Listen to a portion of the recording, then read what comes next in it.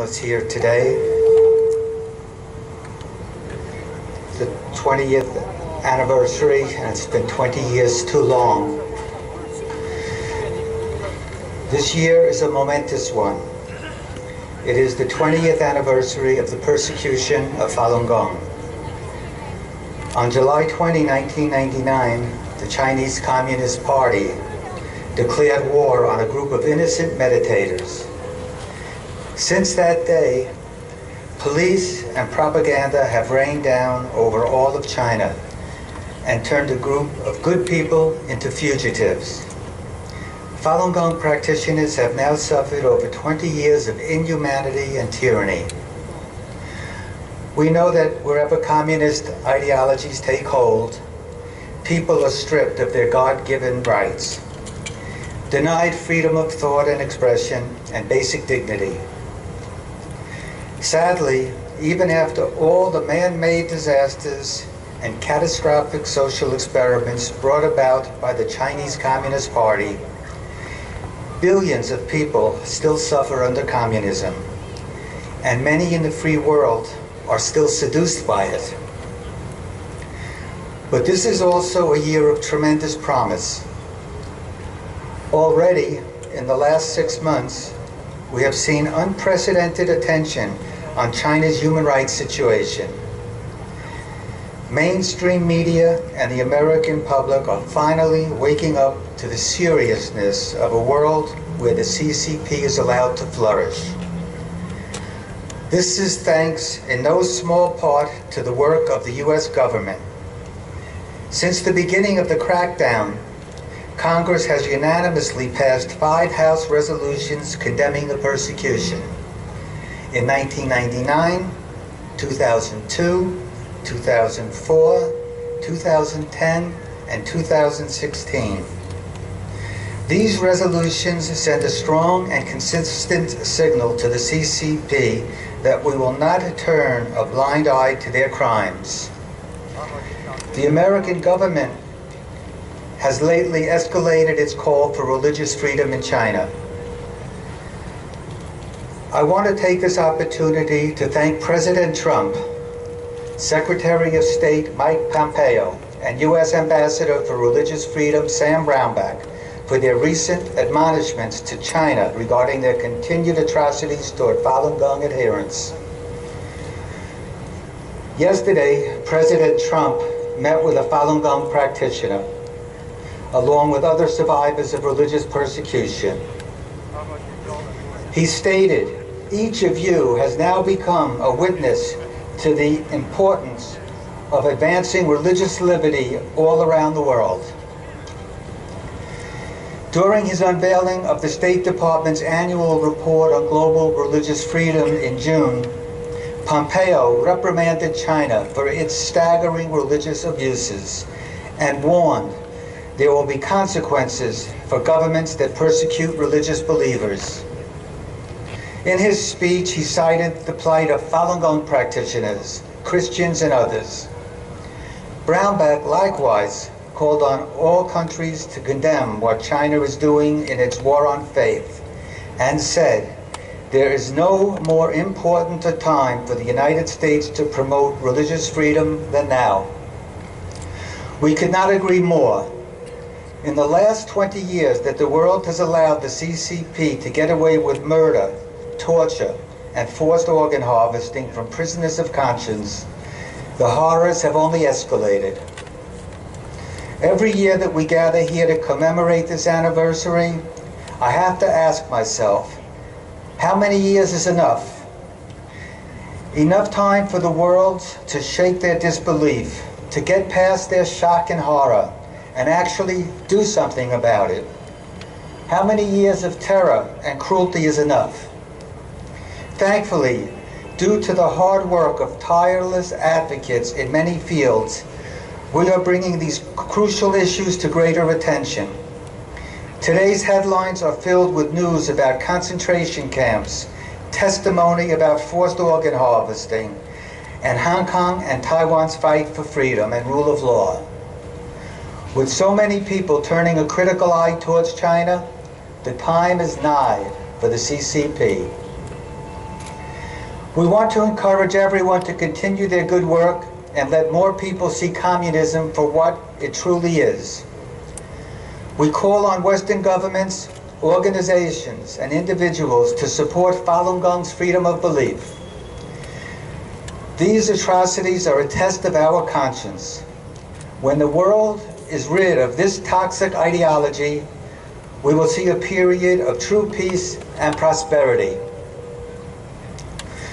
Today is also the day we announce the winner of our second annual Human Rights Award. Friends of Falun Gong began this tradition last year to recognize the work of groups and individuals whose work has been instrumental in peacefully resisting the persecution. This year, I am pleased to announce ETAC as our honoree. ETAC, or the International Coalition to End Transplant Abuse in China, is a charity who works internationally on ending forced organ harvesting in China. This year, they helped organize a People's Tribunal to hear testimony about the issue. For those of you unfamiliar with People's Tribunals, it is a format that provides a robust international legal analysis, but has no power to prosecute. That effort, called the China Tribunal, took place in London and concluded last month. 15 Falun Gong practitioners from all over the world traveled to the UK to share what they experienced while being imprisoned in China, including blood typing and unusual medical exams meant to determine their organs' suitability for transplant use. A couple of dozen experts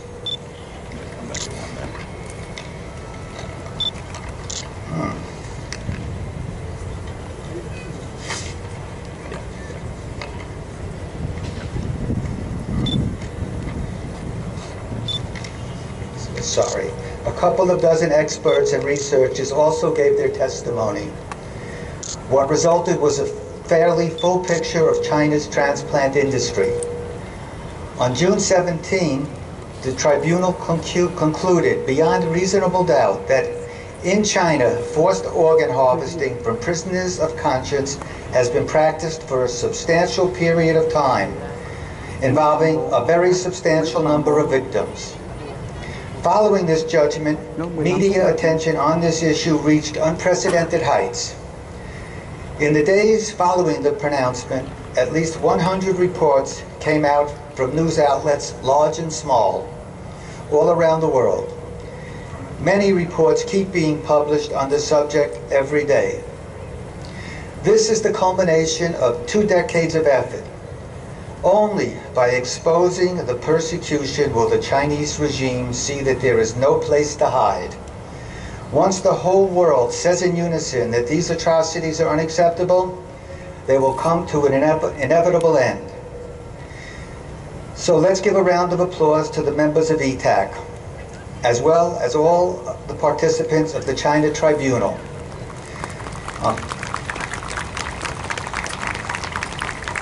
On behalf of Friends of Falun Gong everywhere, thank you for your work.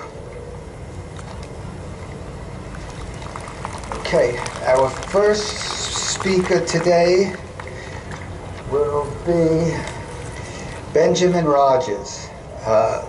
He's the East Asia team lead for the Christian Solidarity Worldwide. He's visiting us from the UK.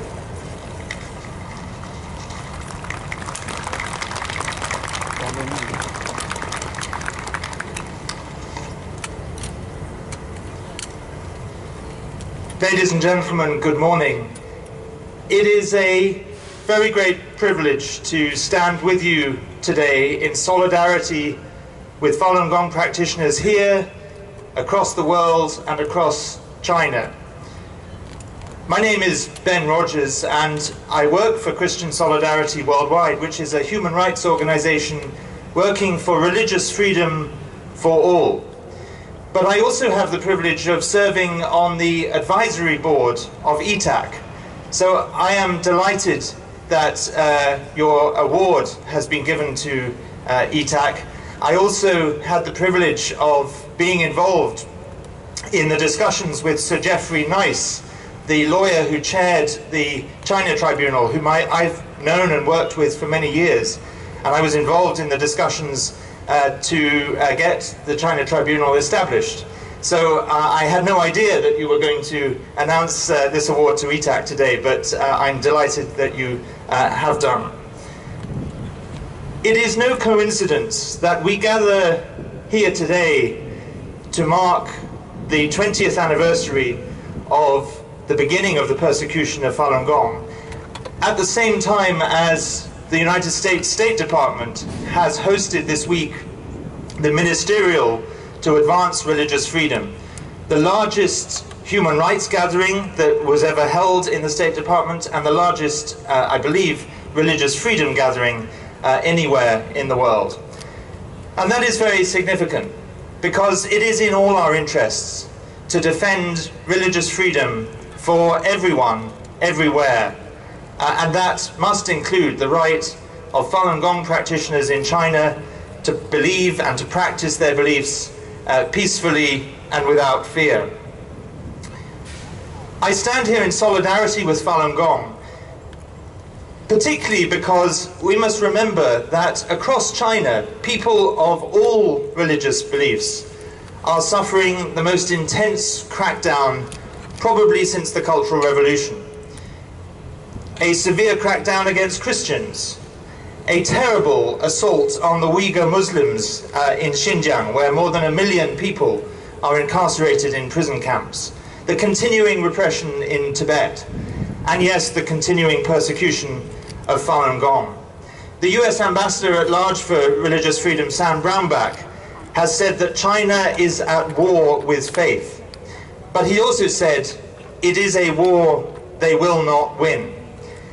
And the courage and the perseverance of Falun Gong practitioners, even here in Washington, D.C., standing in this intense heat that we have today, but standing, despite that, in solidarity with your fellow practitioners in China. But the courage and the perseverance of practitioners in China enduring severe persecution is an inspiration, and it is why I am pleased to stand with you today. I believe that the China Tribunal's findings are incredibly important. They have concluded that organ harvesting, beyond reasonable doubt, has been happening in China, and that there is no evidence to suggest that it has stopped, and that it is a crime against humanity. And so I call on governments around the world to take that report seriously and to act upon it. The report concludes with these powerful words. It says that anyone, in light of the evidence that they have found, anyone who interacts with the Chinese state, not China as a country, not China as a people, but the Chinese Communist Party state, must be aware that they are interacting and engaging with a criminal state. And that word must go out around the world. It is time to stand up to the criminal state of the Chinese Communist Party. It is time to say enough to the persecution of Falun Gong, the persecution of others, the forced organ harvesting of prisoners of conscience. I just close with these words, and I'm sorry that I can't be with you for the rest of the day. I have to go on to another engagement, but I'm with you in spirit. But I close with these words. If I had the opportunity, and I'm sure I won't because I don't think I can get into China, but if I had the opportunity to meet Xi Jinping, I would have this question for him. Why is it that you think truthfulness, compassion, and forbearance are bad things? Why is it that you persecute so brutally and so cruelly those who believe in truthfulness, compassion, and forbearance? Why is it that you have incarcerated and tortured and killed so many practitioners of Falun Gong, a peaceful, beautiful, meditative, spiritual tradition that poses no threat? But perhaps it does pose a threat, because truthfulness, compassion, and forbearance are good values, and the values of the Chinese Communist Party are based on lies, corruption, and evil. I will continue to pray for Falun Gong. I say pray, that's the phrase I use in my religious tradition, but to you I would say I will send righteous thoughts for Falun Gong practitioners in China. I stand with you today, I will go on standing with you, and the day will come when we will win this struggle for religious freedom, for Falun Gong, and for all people of China, and freedom for every citizen of China. Thank you very much.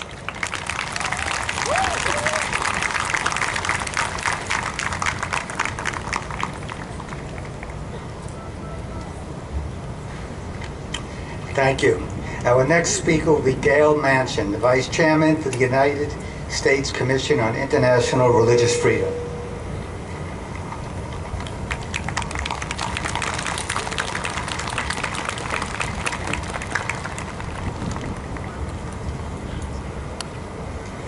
Thank you.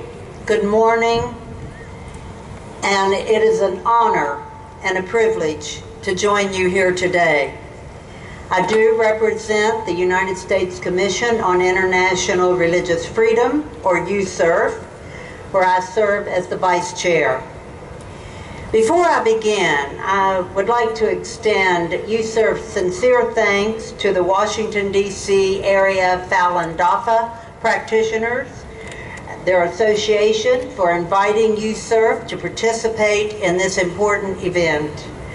I was privileged to speak at this event last year, and it is truly an honor to join the rally here again this year.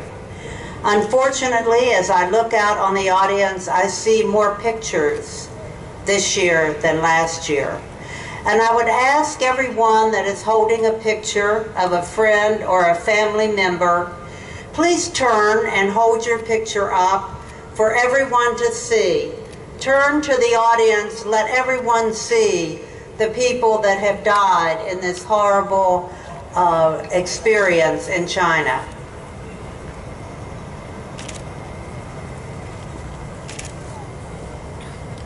Thank you. You are here at a very auspicious time. As you might know, the second annual Ministerial to Advance Religious Freedom is taking place this week.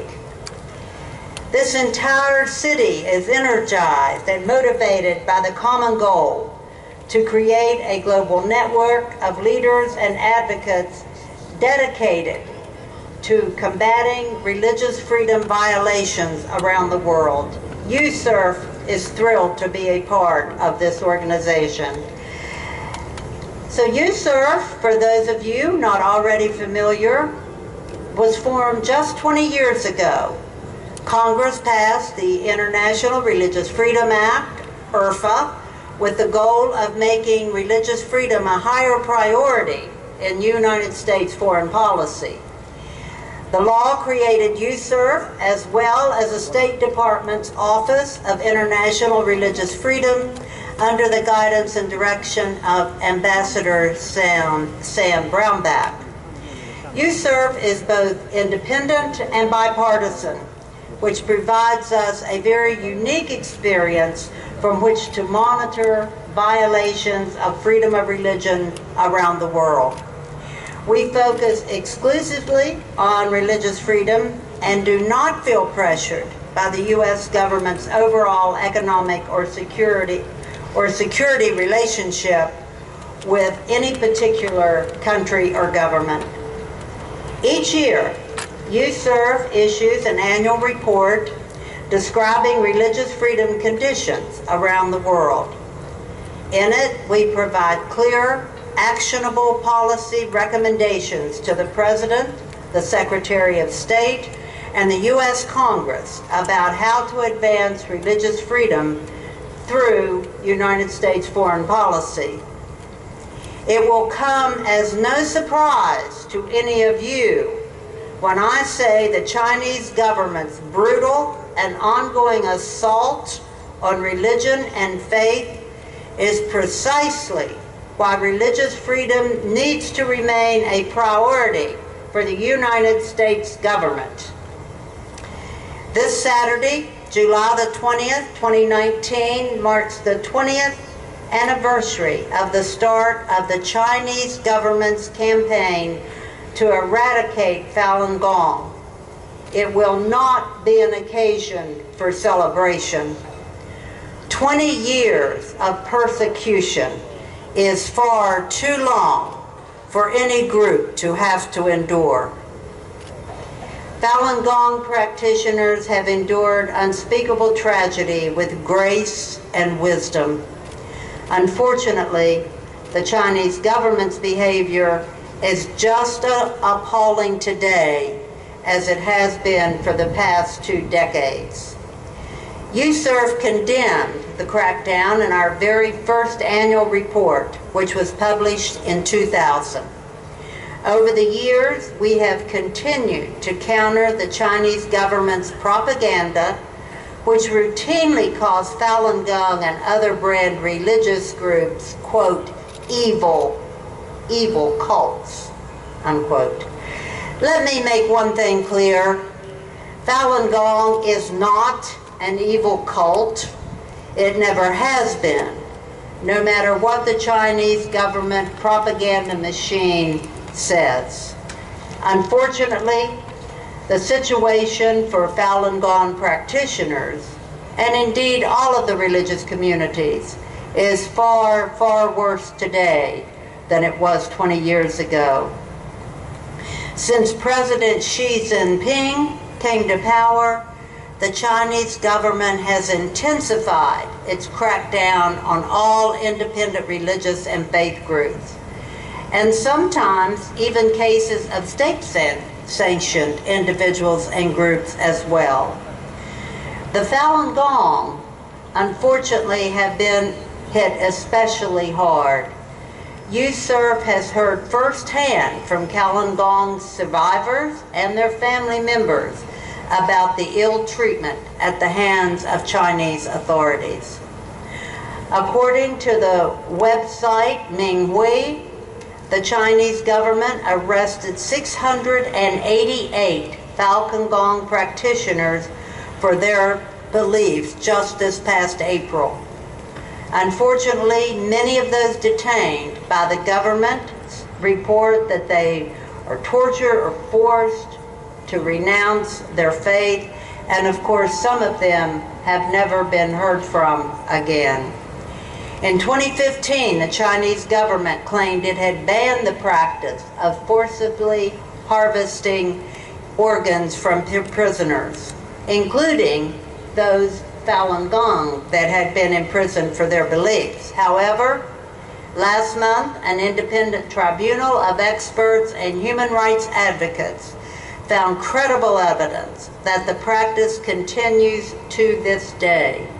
This is truly a disturbing allegation, and one that we hope the U.S. government will investigate thoroughly. Because of the systematic, ongoing, and egregious persecution of Falun Gong, as well as the Chinese government's campaign against Uyghur Muslims, Tibetan Buddhists, and Christians, USERF has consistently recommended that the State Department designate China as a country of particular concern, or CPC, under IRFA. The State Department has followed this recommendation every year. It has made such designations, most recently the one in 2018. Designating China as a country of particular concern is important because, as a first step, IRFA requires the U.S. government to carry out concrete policy against any CPC. There are more tools available to the U.S. government than there have ever been in identifying and sanctioning specific human rights violators. Unfortunately, the U.S. government currently fulfills its requirements under IRFA by double counting sanctions it had already enacted against China for other purposes. USERF worries that this practice of double hatting undermines our efforts to promote religious freedom in China. USCIRF calls on the U.S. State Department to use its authority to the fullest extent to sanction Chinese officials and agencies responsible for religious freedom violations. Despite the Chinese best efforts, let me reassure you that the U.S. government and USCIRF has not and will never forget about Falun Gong. Your movement has friends in the halls of Congress and throughout the U.S. government, and always with USCIRF. As I conclude, I would like to take a moment to thank all of you, each and every one of you, for being here today and for making your voices heard. The Chinese government tries to hide its crimes from the international community, but your willingness to speak the truth has exposed those lies for the world to see. It is because of your spirit and energy that people like you, despite the current challenges, make us all ultimately hopeful about the religious freedom in China. Thank you, and bless you in your efforts. Thank you.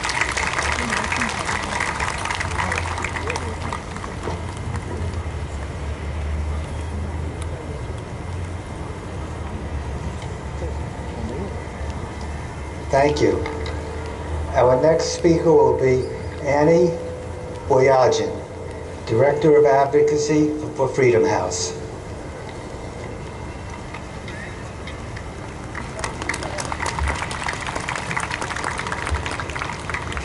Good morning. I'm honored to join you today on behalf of Freedom House on this important and solemn occasion as we mark the 20th anniversary of the Chinese Communist Party's crackdown on Falun Gong practitioners. We are here today standing together to call on the Chinese government to end its brutal repression of those who practice. Freedom House has tracked worsening repression by the Chinese government targeting a variety of actors, not just religious believers, but also lawyers, political dissidents, labor leaders, grassroots activists, and even regular internet users. In 2017, we also did a standalone report specifically on worsening repression in China of religious believers, including a detailed examination of Falun Gong practitioners. The story of the persecution of Falun Gong practitioners is not an easy one to tell or to hear. Extortion, disappearance, prison labor, torture, death. Everyone here today knows that story all too well. Available evidence suggests that forced extraction of organs from Falun Gong detainees for sale in transplant operations has occurred on a large scale and may be continuing. Many of the tactics of repression used by the Chinese government on others, including the more than 1 million Uyghurs in detention camps at this very moment, were first practiced and perfected on Falun Gong practitioners. But the story of Falun Gong is not without hope.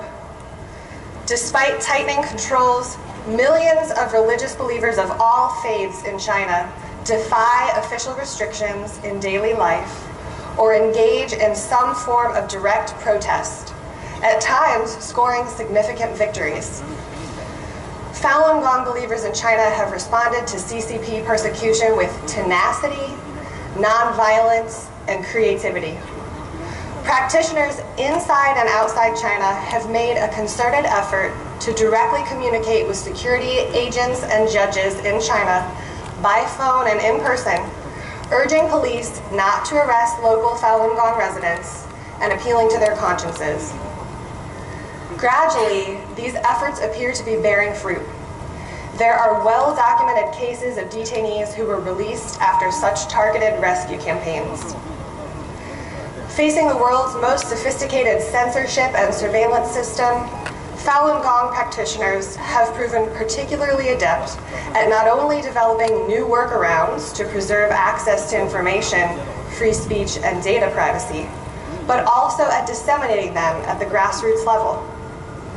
Practitioners have also worked to link the persecution of Falun Gong to China's broader problems, explaining the persecution campaign's impact on social morality, or linking it to hot-button topics like corruption, police brutality, and tainted goods.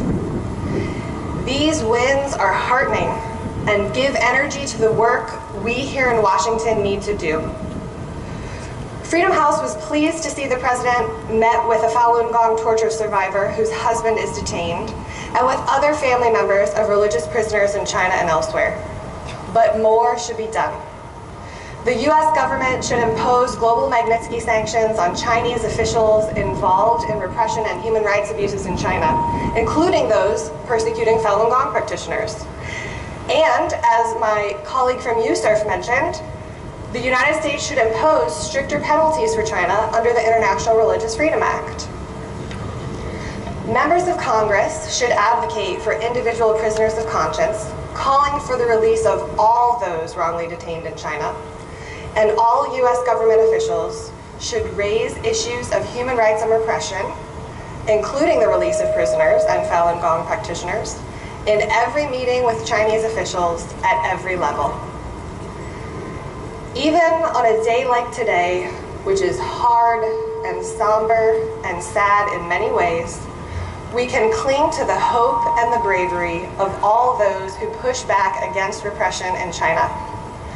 As Falun Gong practitioners continue to win small victories day in and day out throughout China, we look forward to the day when practitioners and believers of all faiths can practice freely and openly in the world's most populous country. Thank you.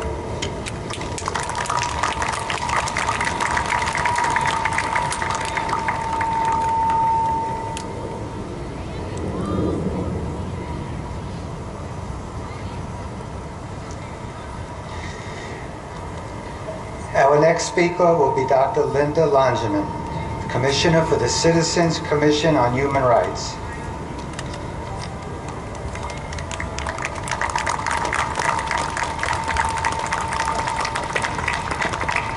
Thank you. It's an honor to stand with you here in support of Falun Gong and to join with so many others on the right side of history to vehemently condemn the persecution of Falun Gong practitioners in China. Citizens Commission on Human Rights is an international organization that was founded 50 years ago. It's a nonprofit, non-political mental health watchdog and human rights group.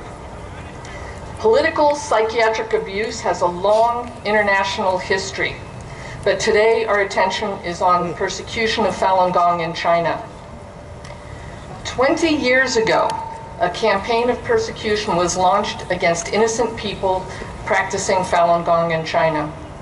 This campaign includes psychological tools of misinformation and propaganda, imprisonment in labor camps, incarceration in psychiatric custodial facilities, psychological coercion and forced psychiatric drugs to make people recant Falun Gong, forced organ harvesting, psychological and physical torture, and killing.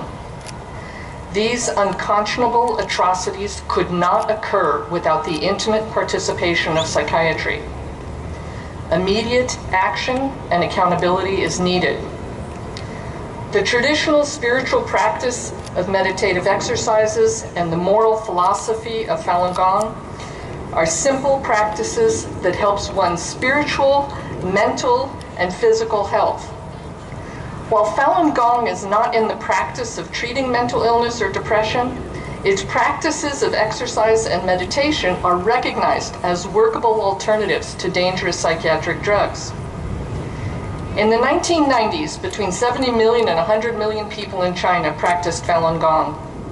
On 20 July 1999, the campaign to eradicate Falun Gong was initiated. The tactics of the campaign, including calling Falun Gong a cult, were done to create fear and avoidance of a practice that improved physical and mental well-being. Since Falun Gong was banned in China, sales of antidepressant drugs there increased 138% in just a 4-year period. There has been a tremendous increase in sales of all major psychiatric drugs in China since the banning of Falun Gong. It's clear that the psychiatric pharmaceutical industry has a vested interest in driving out any alternative workable help, such as Falun Gong. The Independent Tribunal in London released its final judgment. Citizens Commission on Human Rights calls for the International Criminal Court to intervene in the unconscionable human rights atrocities being committed against Falun Gong practitioners.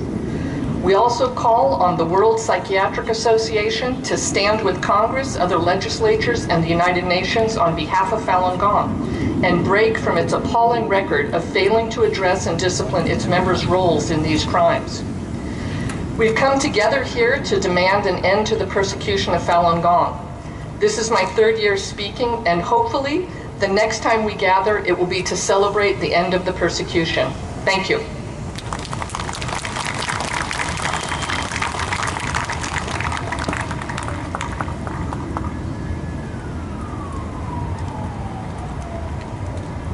Thank you. Our next speaker will be Susan Schulte, President of the Defense Forum Foundation.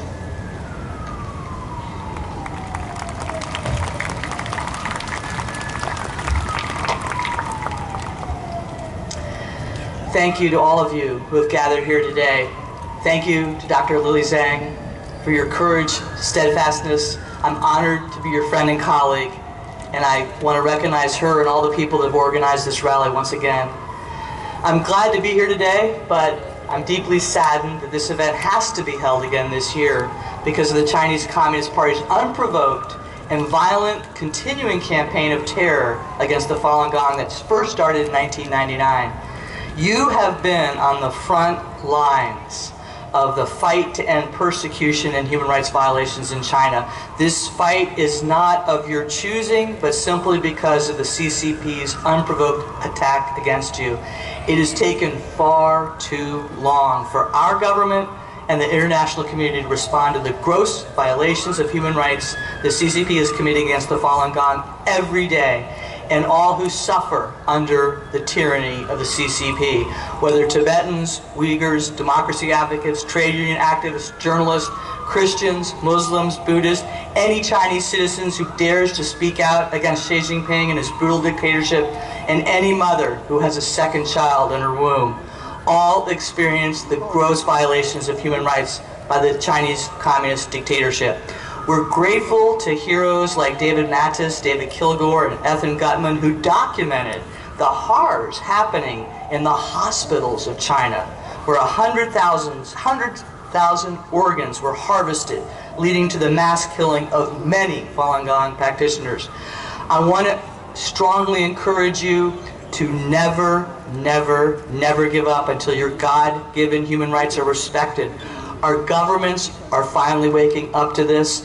Many of you know that I've been very active with North Korea human rights movement, and when we brought the first survivors of the political prisoner camps in 1999 to the Congress, people didn't believe their stories. It took decades. Never give up. I want to leave you with a verse that has helped me greatly in my human rights work. It's from Psalm 94. Verse 16 through 19, it states, "Who will rise up for me against the wicked? Who will take a stand for me against evildoers? Unless the Lord had given me help, I would soon have dwelt in the silence of death. When I said, my foot is slipping, your love, O Lord, supported me. When anxiety was great within me, your consolation brought joy to my soul." This verse is a promise by the God that created us that when you rise up against evil, when you refuse to be silenced when you see evil, God promises He will be there to support you. He will console you and He will bring you joy. So please be relentless in your work and never give up until the people of China, all the people of China, and all Falun Gong practitioners can enjoy their God-given human rights. I will stand with you till we see that day. God bless you and thank you.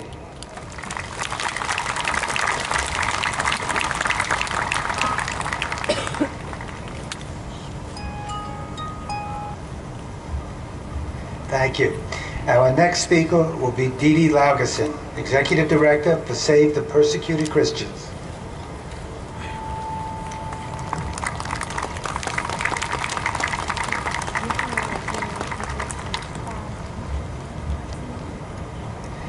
Hello, my friends.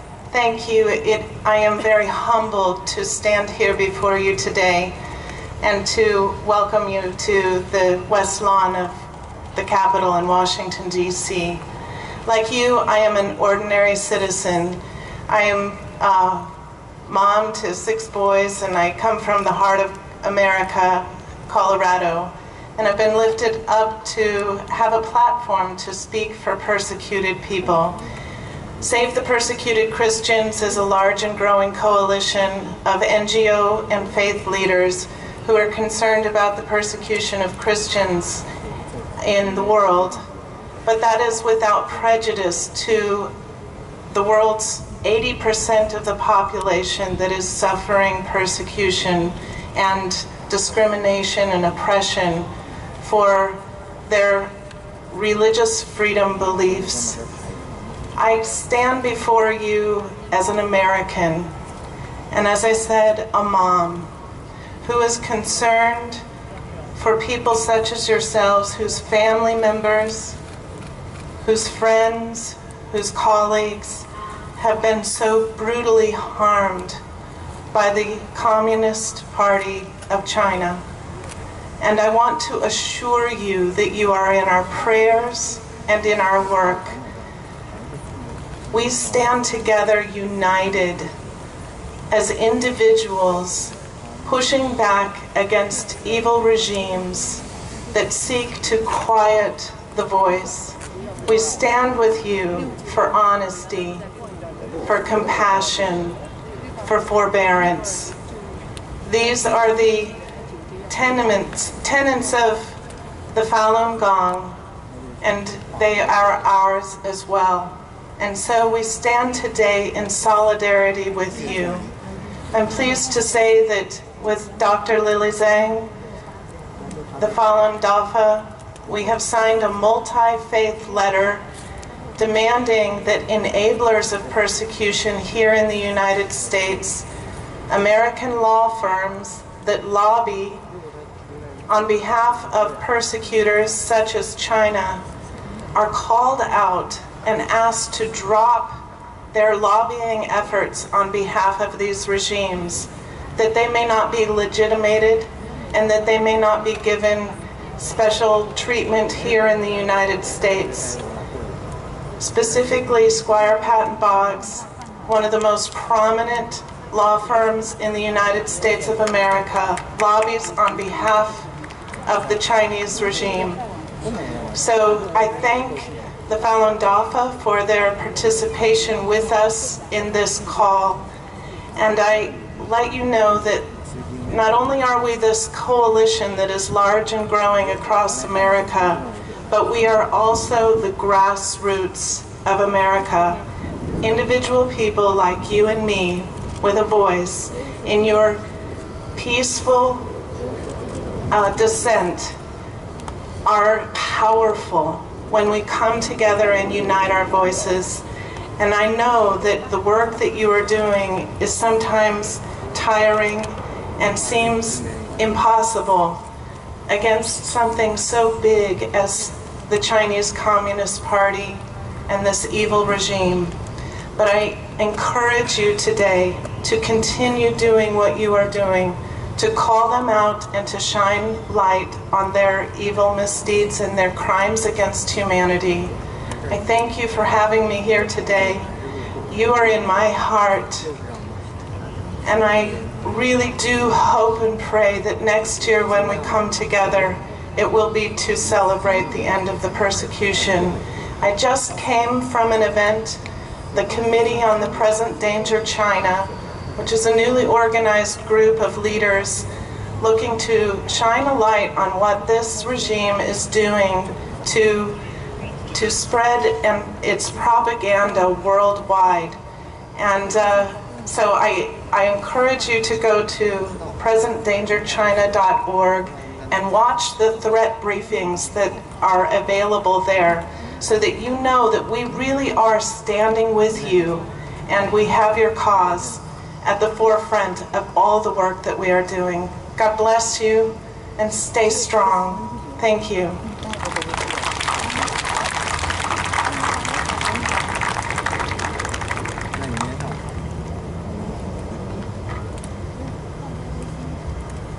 Thank you. Our next speaker will be Faith McDonald, Director for Religious Liberty Programs at the Institute on Religion and Democracy.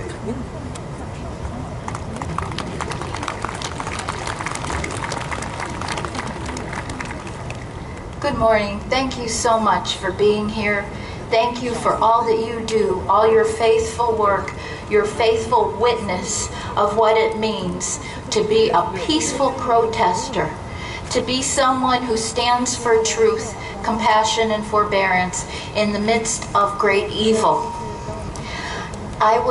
This week, not only is it we're celebrating or observing the 20 years of persecution of Falun Gong in China, but this week there was an event called the State Department Ministerial on the advance of religious freedom around the world. And you have been doing that. You have been fighting for the advance of religious freedom for 20 years. I mean, I've been coming and speaking to you all for almost 20 years. I'm not sure how many. I think I missed a couple when I was on vacation. But I am just incredibly blessed and inspired by you all, by the ability that you have to stand firm in the midst of what has been going on, and to show the truth before the truth came out as evidence, which we now know in terms of the harvesting of organs. Now no one can deny it because of the report, the China report that came out that gives just undeniable evidence of the harvesting of people, or the harvesting of people's organs while they are alive. The evil that the Chinese Communist government has perpetrated against Falun Gong and continues to perpetrate against so many people in China. We called this an event that is against the persecution of religion. I was just at an event this morning that was talking about religiously motivated violence. But you know, in China, I think we have like the opposite. We have not religiously motivated violence against people of religion. We have violence motivated because you even have a religion, because you have a belief, because you have a faith. The people who have no belief, who are the communist government, are perpetrating violence against you. And you know, the truth is, that's their religion. Their religion is power. Their religion is control. But you are standing for truth, justice, and forbearance, and you can stand against the non-religion of the communist government. In fact, I know a couple of years ago, the online denouncement of communism by people in China was up to 300 million. I'm sure it's way beyond that now, I'm not sure, but thank you so much for that, because it's because of you and because of your truth and your standing for truth that has even happened, that there have been people courageous enough to give up communism online like that. And you're also helping others who are not part of Falun Gong. I'm a Christian, and Christians in China are being persecuted. You're standing with them when you stand for truth. You're standing for the Uyghurs who are being put in concentration camps in East Turkestan. You're standing for the North Korean refugees who are being pushed back to their own country by China to face certain death in North Korea. And you're standing, you know what? You're standing now for people of Africa because China, the Chinese government is trying to swallow Africa. The Chinese government is trying to take over Africa bit by bit. You know about the Belt and Road Initiative. This is another form of control and power of this communist government that uses that kind of power in Africa as a way of perpetuating their own religion, their religion of power and money and control. So thank you. Thank you so much for standing for that, for standing in the hot sun, for being willing to be witnesses of truth when people were mocking the idea that there was organ harvesting going on and that things were as bad as you said they were. Thank you, because now, you know, if you were not so tolerant and forbearant and patient, you could say to them, I told you so. But I know, but just by standing here and by being the faithful witnesses you are, that is what you're doing. You are vindication to everything that has gone on before. And, you know, we will see vindication, I believe, in our lifetime in China, but there's also a day coming when there will be perfect vindication. As a Christian, I believe what it says in the book of Revelation, that there is a day coming when God will wipe away every tear from our eyes, and there will be no more crying and no more sorrow, and the Lamb will be the light at the center of us all. So thank you very much. God bless you, and I'm so happy to be here with you again.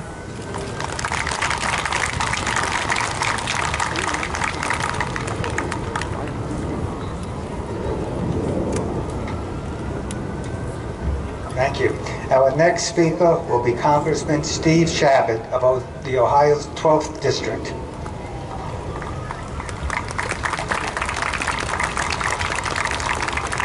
Good afternoon and welcome to Washington, everybody. I'm Steve Chabot. I'm from Cincinnati, Ohio, and I'm proud to be here with my good friend, Sonny Liu, who's a university professor at the University of Cincinnati and a proud Falun Gong practitioner herself. Sonny, why don't you come up and so people can see you there? Right back here. Sonny Liu. And she and I and all of you demand an end to the 20 years of horrible persecution of Falun Gong practitioners by the Chinese Communist Party. And we see around here some of the signs here, the violent suppression of 100 million people back there. 20 years of persecution of the Falun Gong in China. Torture, killing, organ harvesting. It's horrific.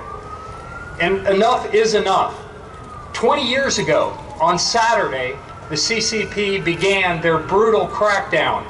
At that time, there were more Falun Gong practitioners than party members.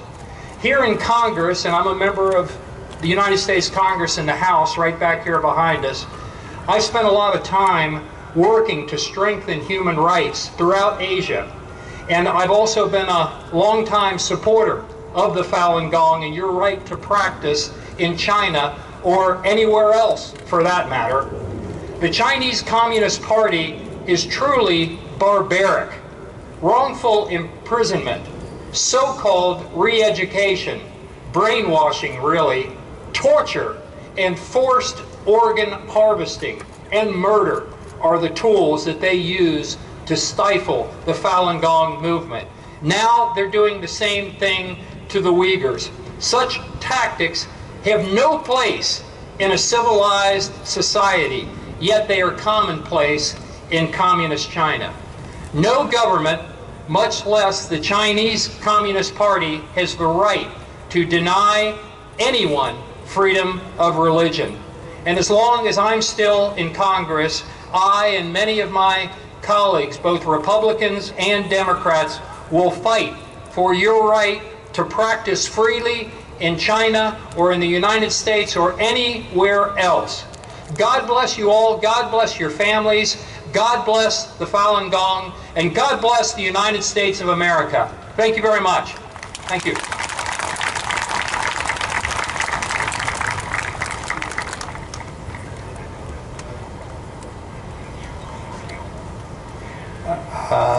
Our next speaker will be Wendy Wright, President of the Christian Freedom International.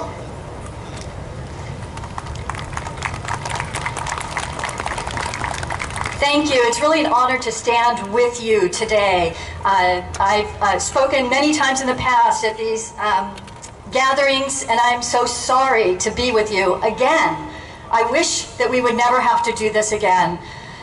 If I were to be kidnapped off of this stage, driven to a hospital, had my organs ripped out of me to be donated to somebody else, every person who is involved in that would be held accountable. The driver of the car, the institution of the hospital, the doctors who are involved, everyone would be an accomplice to that crime against humanity. That's what we need to do with those who are involved in the organ harvesting of the Falun Gong and the other political prisoners in China. The patients who are coming to get these new organs are coming from other countries.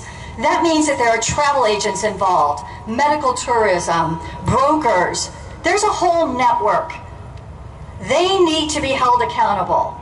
The doctors who are involved, the hospitals that are involved, each one of them are criminals.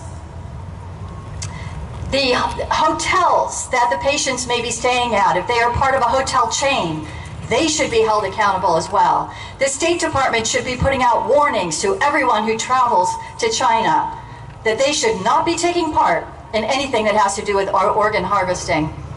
There should be posters and PSAs just like there are against human trafficking in airports, in hotels, in restrooms. There should be warnings everywhere along the pathway into China that this is criminal behavior and anyone who's involved in it will be held accountable. Medical professionals in the United States, when they have a patient they've been treating for quite a while, all of a sudden shows up with a new organ, they should be whistleblowers, and they should help to track down who is involved in making that happen. We need to stigmatize, we need to criminalize organ theft. We need to hold everyone involved in this accountable. It's only as we, as people see that there's a penalty in the price, that they will realize that this is not acceptable. I stand with you against the persecution that you are suffering. Christian Freedom International helps persecuted Christians, and we know as Christians are being rounded up in China right now, they may be next in line. What's happened to the Falun Gong will happen to the Christians as well. And we need to, as Proverbs 24:11 says, rescue those who are unjustly sentenced to death. Don't stand back as they are being led to the slaughter. God bless you as you are standing on behalf of others, as you are being a voice for others. And may God bless this movement and protect his children.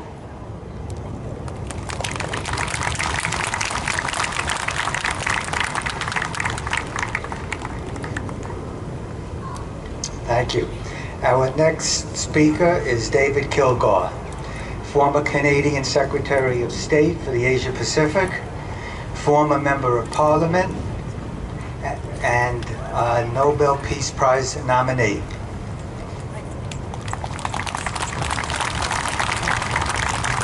Thank you, Ellen, very much. Dear friends of Falun Gong, apparently there are more than 2,000 of us here today. On a hot Thursday, that's incredible. Thank you all for coming from wherever you came today to stand in the burning sun. A lot of you have got hats, so please forgive me for wearing a hat too. I want to congratulate President Trump for meeting yesterday with Falun Gong, Uyghurs, Tibetans, and Christians in the Oval Office in the White House. I think that was a very, very good thing to do, and I salute him for it. 20 years ago, as I'm sure all of you know, the party state in Beijing launched a brutal campaign to eradicate Falun Gong. People everywhere should condemn the ongoing torture, killing, organ pillaging, and demand the release of all Falun Gong and other prisoners of conscience. Since seizing power in 1949, as all of you know, the party state has persecuted minorities mercilessly, instilling terror among the people of China. The Uyghur Muslim community in Xinjiang is now victimized. Uyghurs entering so-called re-education camps are reportedly blood tested for organ transplant purposes. One credible escapee reported that those given orange armbands at the test simply disappeared. World leaders must speak up. It cannot be business as usual with a regime that treats its minorities or anyone so appallingly. Recently, a highly respected Canadian Rabbi Dr. Reuven Bulka wrote in the Ottawa Citizen, and I quote, "First they denied, then they said they would stop it. However, they never did. The murderous practice continues unchecked. Chinese authorities loudly denied that they were harvesting organs from political prisoners, mainly the Falun Gong, to sell on open market to people in need of organs." Quote, he goes on, "This is brutal murder, taking the freshest and best organs from the bodies of live people. Despite irrefutable evidence this was happening, the Chinese authorities denied it. Then, in 2014, the Chinese authorities announced they would soon stop this practice of taking organs and executing prisoners, thereby revealing that they are both liars and murderers."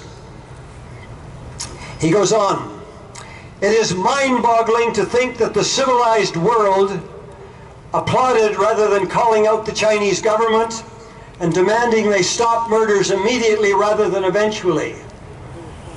Now we learn that the Chinese authorities are still at it. Consider the statement of Sir Geoffrey Nice, QC, chair of the China Tribunal in London, tasked with investigating Chinese organ harvesting practices. And I quote, this is what Sir Geoffrey said. In fact, I was in London when he said it a couple of weeks ago.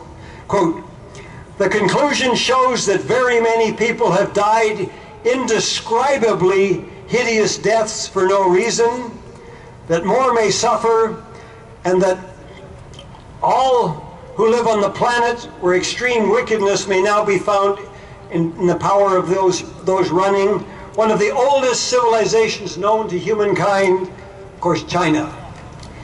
The facts are clear.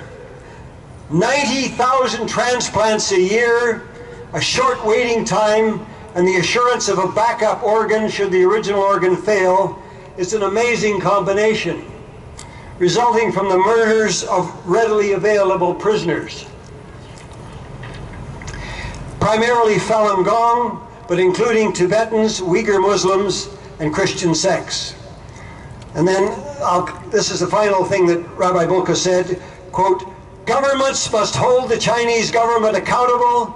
Canada and the US should join those countries banning travel to China, as we just heard, I was so happy to hear, for transplant surgery. And any deal with China must include an insistence that this barbaric practice stop immediately, coupled with a mechanism whereby such stoppage is verifiable. When buying Chinese products, ladies and gentlemen," Rabbi Bulka said, "we should ask ourselves if we are unintentionally supporting murder. Refusing to buy made-in-China products sends a loud message and is a profound manifestation of caring," close quote. That's what Rabbi Reuven Bulka wrote last week in the Ottawa Citizen in Ottawa. Now, a bit more. In 2006, I know you're all roasting, but I'll be as brief as I can.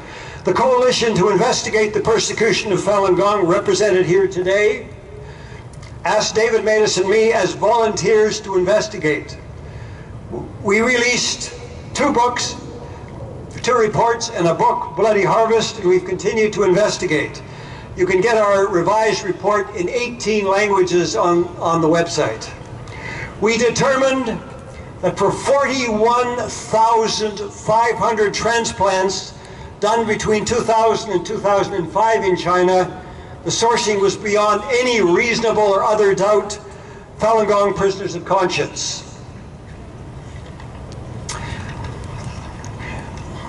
Ethan Gutman's 2014 book, The Slaughter, estimates that the organs of 65,000 Falun Gong and, quote, 2,000 to 4,000 Uyghurs, Tibetans, and Christians were harvested from 2000 to 2008.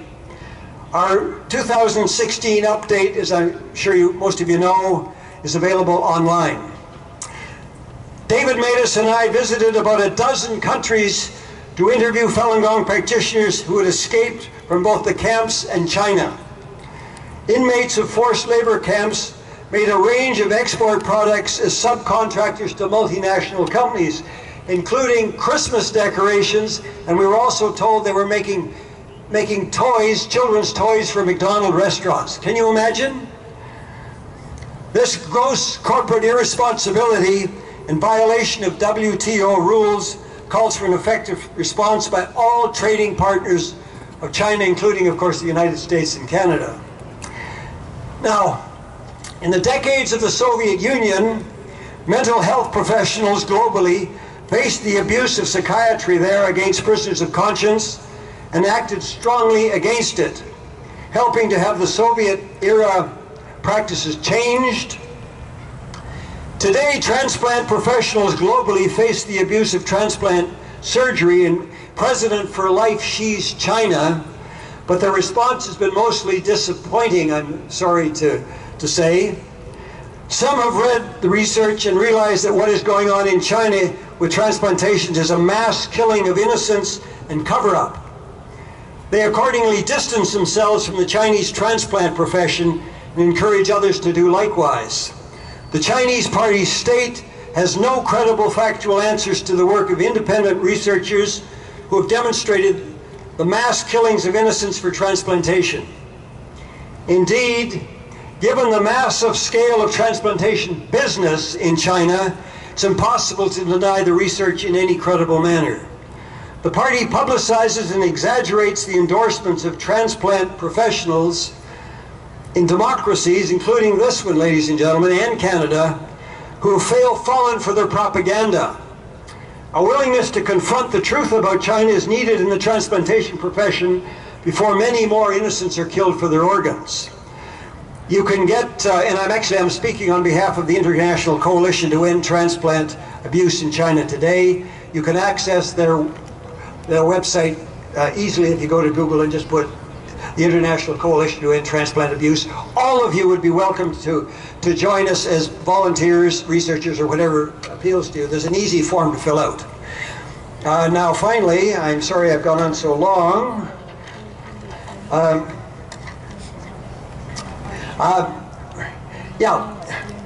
Former counselor at the Canadian Embassy in Beijing and professor of political science Charles Burton writes, quote, I'm sure you'll all agree with this, politely urging Beijing to grant visas to our agricultural specialists to show that Canada's canola seeds are not contaminated, as they falsely claim,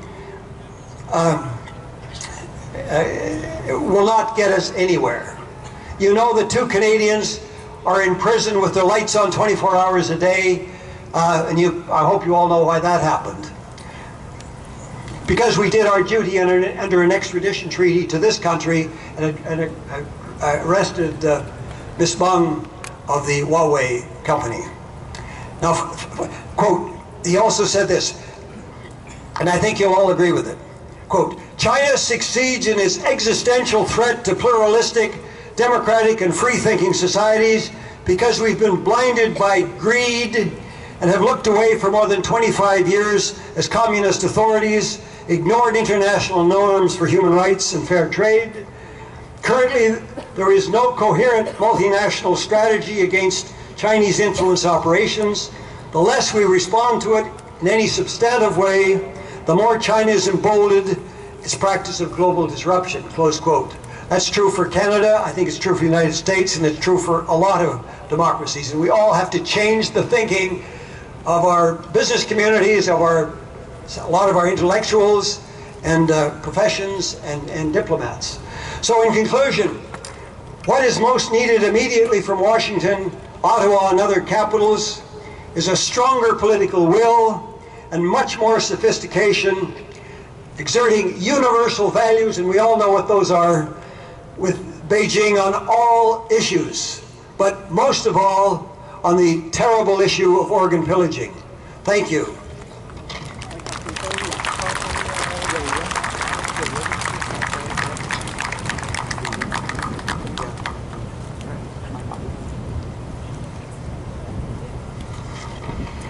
Our next speaker will be Aron Yi, President of the Tweedang Center.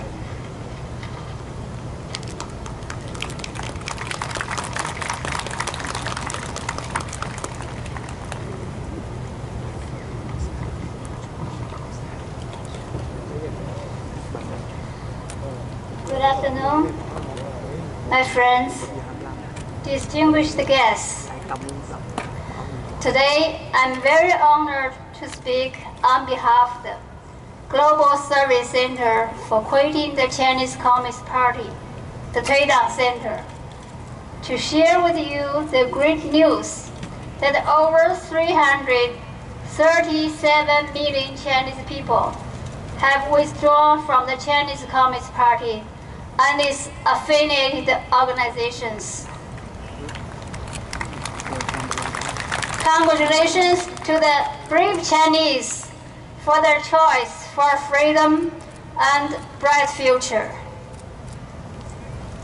The Tweedang movement started from the inspiration of the publication of Non-Commentary on Communist Party in 2004.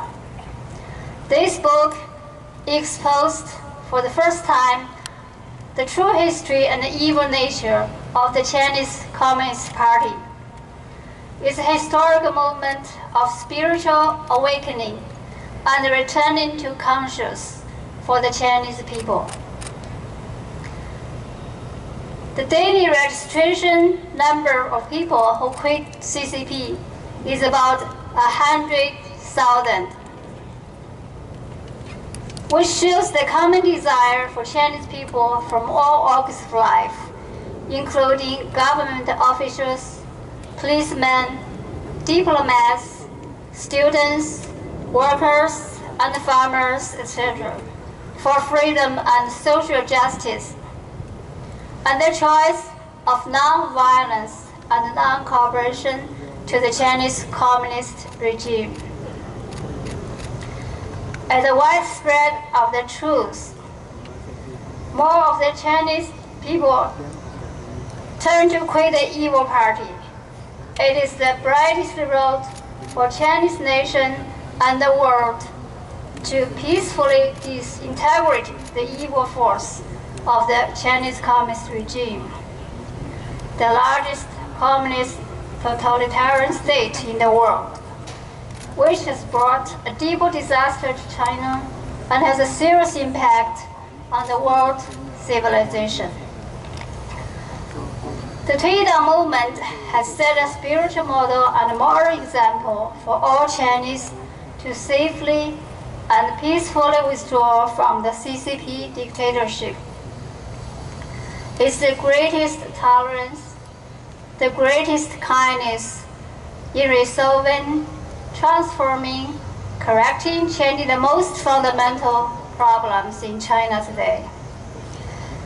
As we can see, Tweedang movement has brought about the fundamental social changes in China today.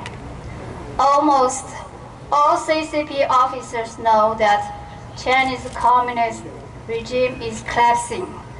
So they have been sending their families and the money to abroad. Ordinary Chinese people are protesting for the basic human rights and fighting to get rid of the regime. The Chinese Communist Party is being swept away by Chinese people's choice.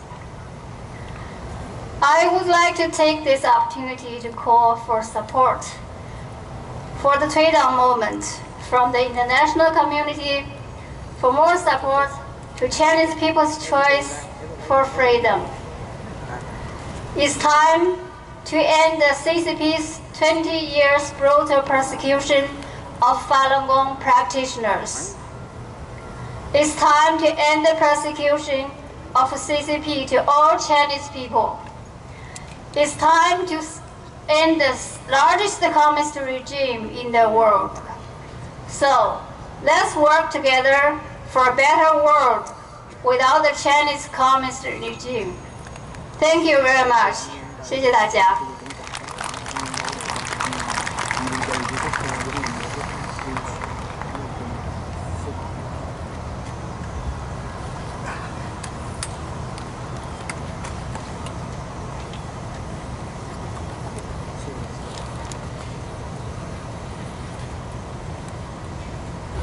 Our next speaker is Yo-Chin Wang.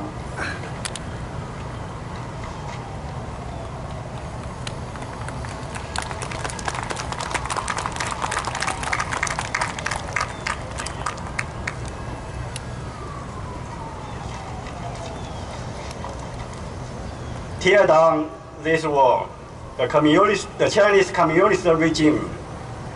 Good afternoon, ladies and gentlemen.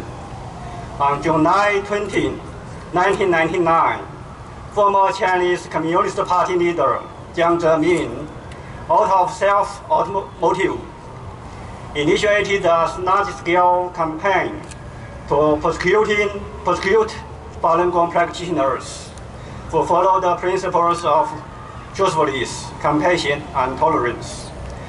Jiang believed that with the party's 7 million person military and abundant monetary reserves, as well as the decades of the experience in persecuting China's citizens, the CCP would be able to eradicate Falun Gong in a very short time.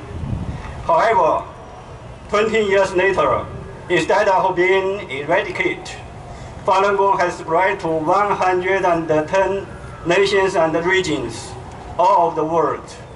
Zhuang Falun, the main book of Falun Gong teachings, have been translated into 41 languages and is published and distributed worldwide outside China. In the 5,000 years of Chinese culture, Zhuang Falun has been translated more than any other Chinese book.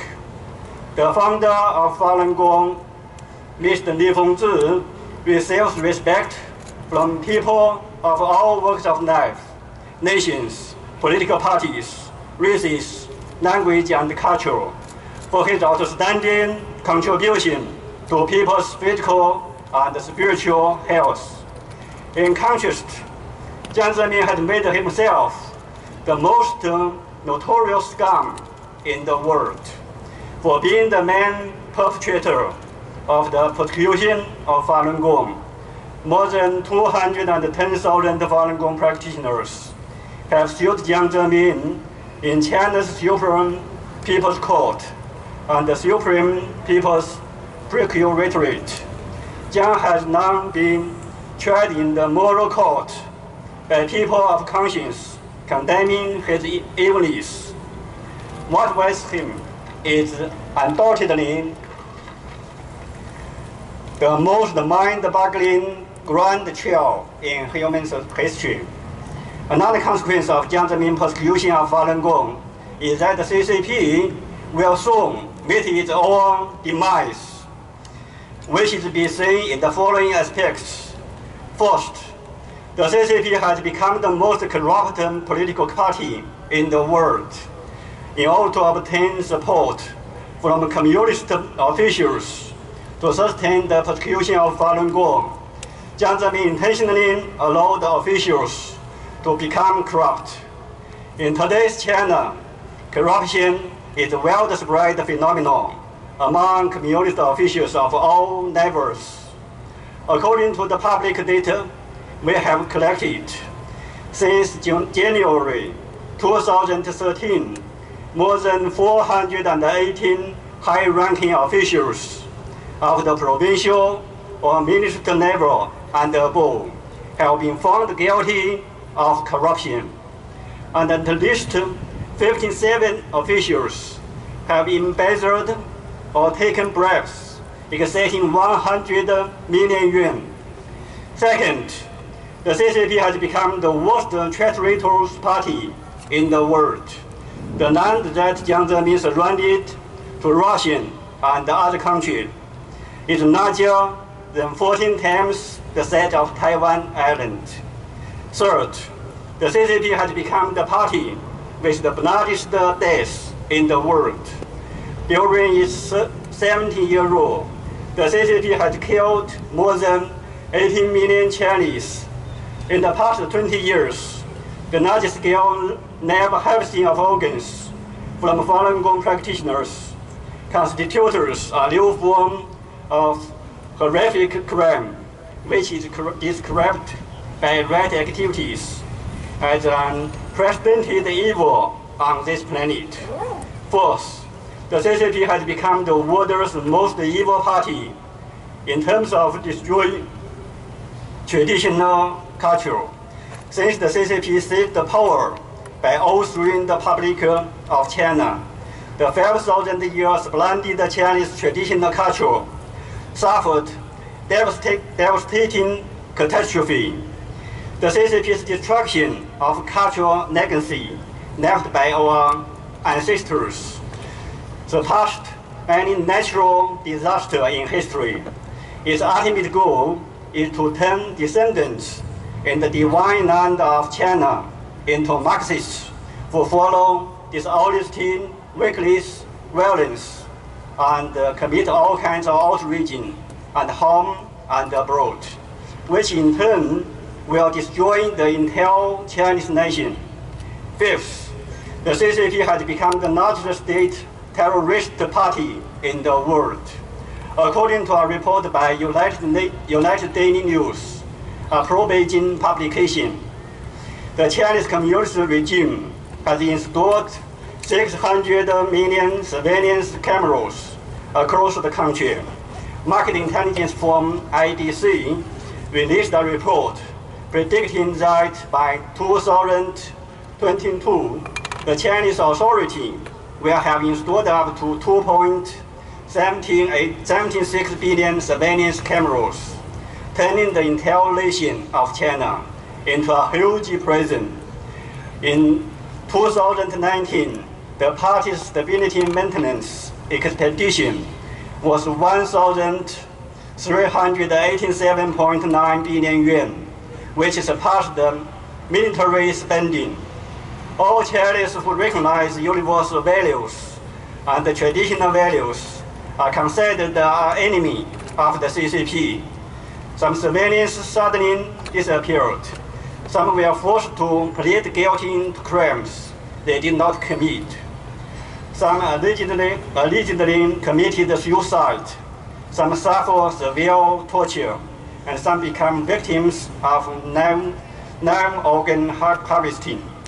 The CCP has created countless legal cases involving unjust force invoice charges, and is still creating new wrongful charges every day.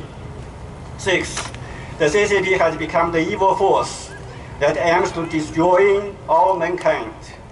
Since the CCP launched the persecution of Falun Gong in 1999, it has spread lies and rumors about Falun Gong to the whole world, poisoning people in all countries. In addition, since the CCP joined the WTO in 2001, it has spread the ideology, dishonesty, weakness, and violence to the rest of the world. Domestically, in persecuting Falun Gong, Jiang Zemin has committed crimes of genocide, torture, and crimes against humanity.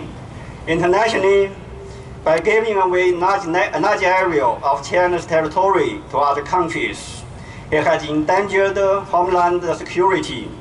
Jiang is the root cause of major problems in China's domestic politics and international diplomacy. If this scourge is not removed, peace cannot be restored in China. Today, in 2019, the CCP has found itself in deep crisis, both at home and abroad. The CCP completely relies on violence and deception to maintain its power. As Chinese people describe it, from top to bottom, the superior suppresses the subordinate, all the way to the farmers. From bottom to top, the subordinate deceives superior, all the way to the party chairman. The CCP is like a wreck, ready with horror. Its privileged officials are preparing for sinking of the ship by sending their family abroad and transferring their assets outside the country. In November 2004, Epoch Times published the editorial series, The Nine Commentary on Communist Party, which exposed the evil nature of the CCP that exists in defiance of heaven, earth, nature, and humanity.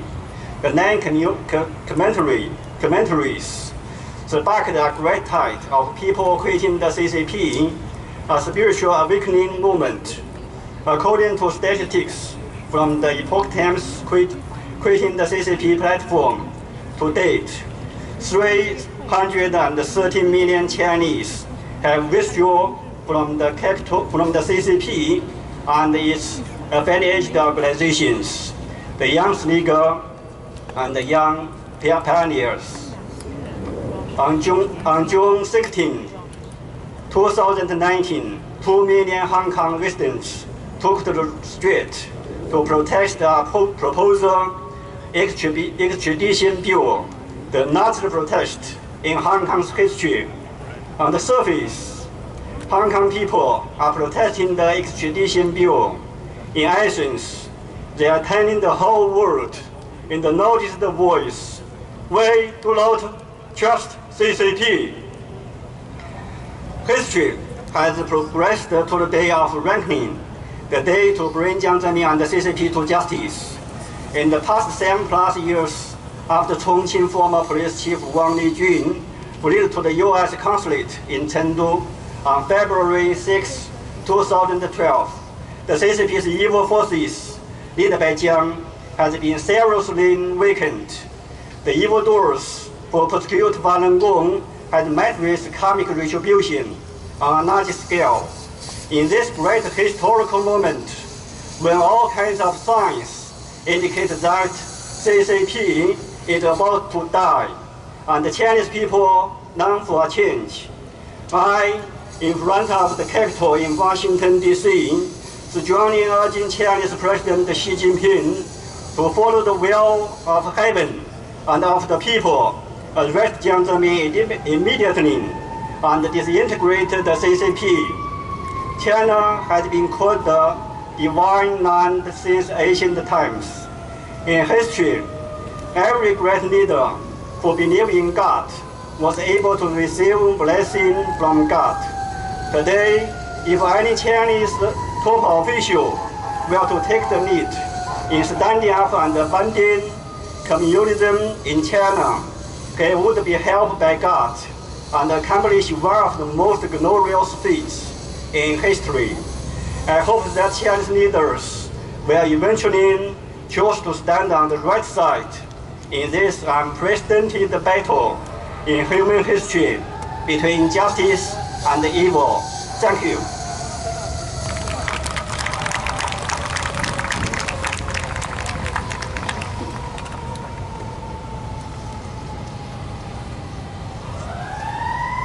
Our next speaker is Professor Jiwan Wang, Chairman of the World Organization to Investigate the Persecution of Falun Gong.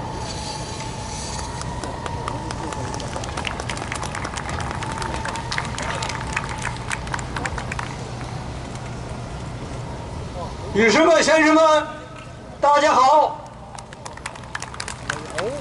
我代表追查迫害法轮功国际组织，今天来参加这个神圣的聚会。